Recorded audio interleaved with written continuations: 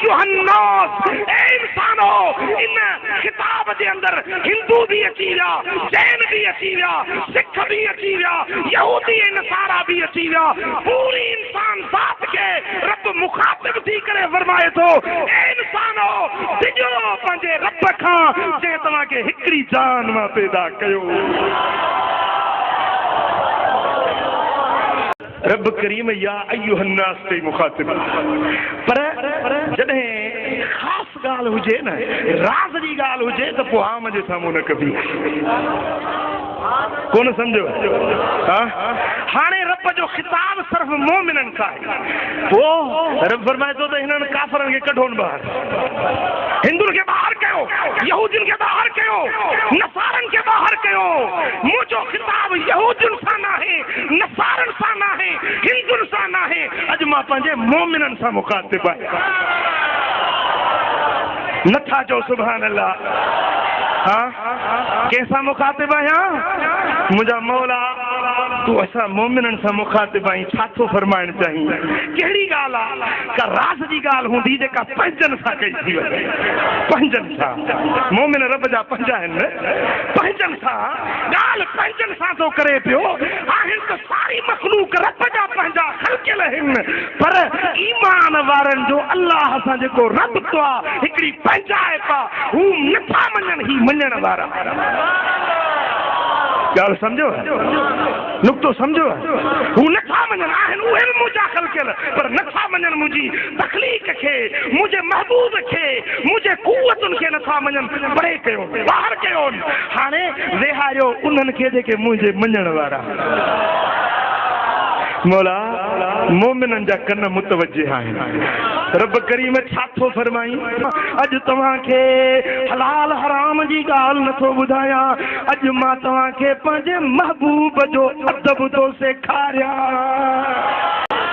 रब खालिक आहे, रब मालिक आहे, नबी ममलूक आहे।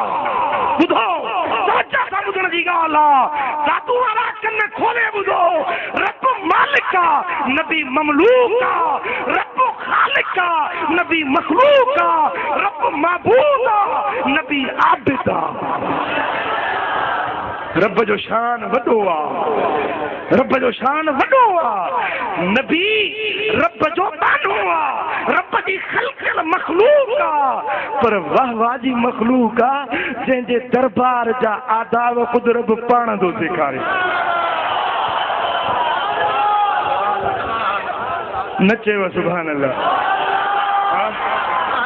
रब पाण आदाब थो सेखारे, पर पहिरियों नुक्तो यादि कजो त कंहिंखे थो सेखारे? परावनि खे कढियो अथई ॿाहिरि, जेके पंज आहिनि उन सां ॻाल्हि आहे। कहिड़ी ॻाल्हि आहे? मौला छा थो सेखारियूं? रब थो फरमाए त ए ईमान वारो, ला तरफ़ऊ अस्वातकुम फौक़ सौतिन नबी। नबी जे आवाज़ खां पंहिंजो आवाज़ मथां हो न कजो। जेॾीमहिल मुंहिंजे महबूब जे साम्हूं वञो, महफ़िल में पहुचो, त मां रब तव्हांखे सेखारियां थो त मुंहिंजे महबूब जे साम्हूं ॾाढा न ॻाल्हाइजो। ॻाल्हि सम्झो? हाणे हिते हिकिड़ो ॿियो नुक्तो सम्झण जो आहे त जेकॾहिं को ॿाहिरियों अचे थो, उन खे अॻिले जे आवाज़ जी ख़बर पवे त केतिरो उन जे ॻाल्हाइण जो टोन केतिरो आहे, स्पीड ॻाल्हाइण जी केतिरी आहे, त पोइ उहो ॻाल्हाए उन खां हेठि ॻाल्हाए या मथे ॻाल्हाए। सम्झो था? अदब दरअसल इहो थो सेखारियो वञे त जेॾीमहिल मुंहिंजे महबूब जे अॻियां अचो त अवल तव्हां न ॻाल्हाइजो, तव्हां चुप करे जे वेहो, मुंहिंजो पुनल ॻाल्हाए, मुंहिंजो महबूब चप चोरे, पोइ ॾिसो त हुनजे ॻाल्हाइण जी लेवल छा आहे, उनजे ॻाल्हाइण जो मिक़दार ऐं मेयार छा आहे।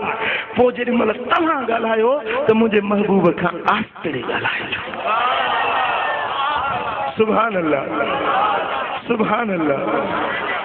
मुझे महबूब जे साम्हूं ॾाढा न ॻाल्हाइजो। तव्हांजो आवाज़ मुझे महबूब जे आवाज़ खां मथां हो न थिए। हिकिड़ी हूंदी आहे बरतरी यानी कंहिंखां मथे थी वञण, ॿी हूंदी आहे हमसरी कंहिंजे बराबरि थी वञण, टियों हूंदो आहे कमतरी कंहिंखां घटि थी वञण। रब तो फरमाए त जॾहिं मुंहिंजे महबूब जे अॻियां अचो त उनजे आवाज़ सां उनजे गुफ़्तार सां तव्हां हमसरी न कजो।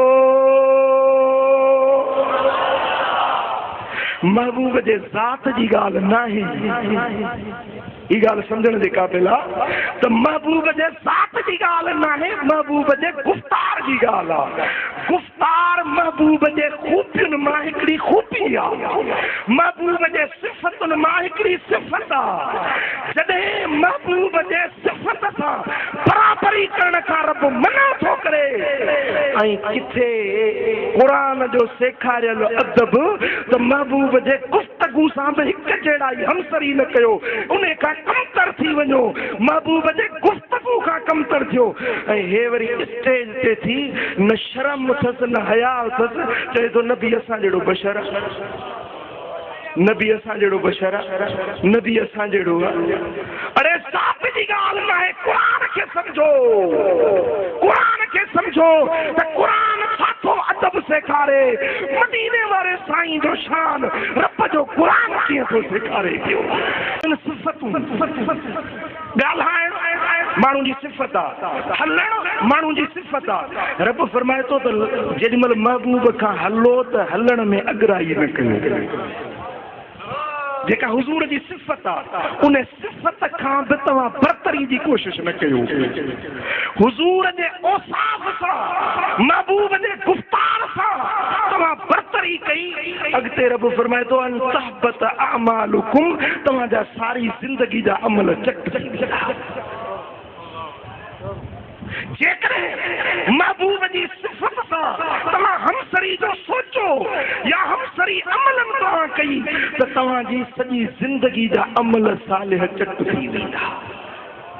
अबा हे क़ुरान अदब सेखारे त मदीने वारे साईं जी सिफ़त सां बरतरी न कयो मोमिननि खे, पर हे मोमिन थो सॾाए ऐं वरी चवे थो नबी असां जहिड़ो आहे। नबी जे ज़ात सां हमसरी बराबरी थो करे। सच ॿुधाए त इन जा अमल चट थी विया या अमल बाक़ी रहिया? ॻाल्हायो, इन जा अमल। रब तो फरमाए त ला तरफ़ऊ अस्वातकुम फौक सौतिन नबी, मुंहिंजे महबूब जे आवाज़ खां पंहिंजो आवाज़ बि ऊंचो न कजो।